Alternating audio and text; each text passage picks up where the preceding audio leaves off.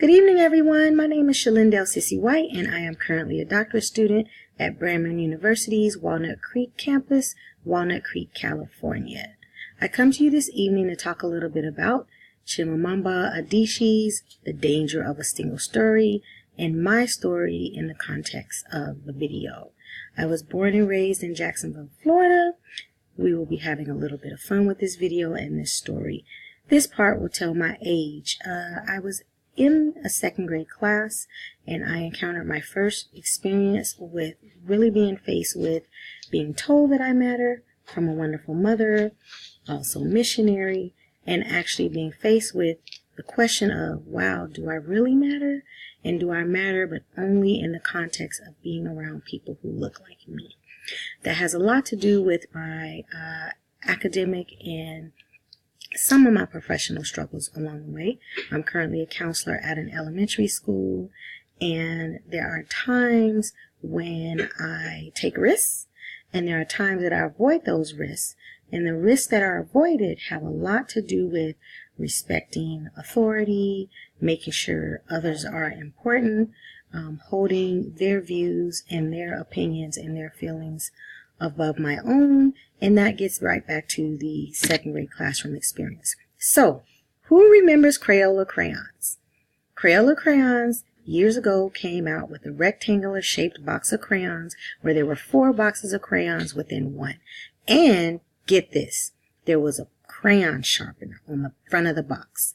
So I, against my mother's teaching, did not treat my classmate as if I wanted to be treated. We were friends. He came to school one day with a brand new box. Of course, I was still coloring with the broken, fat pieces of crayons that no longer had the paper on it. And I wanted to use his. So I asked him if he would be willing to share, especially since we were friends. And he said no. He had a right to say no. So I made a bad choice. I took all of his crayons and I broke them in half. What happened from there was the teacher guided me to the front of the classroom, faced me towards the chalkboard, lifted up the back of my plaid skirt, and spanked my bottom with a ruler in front of the entire class.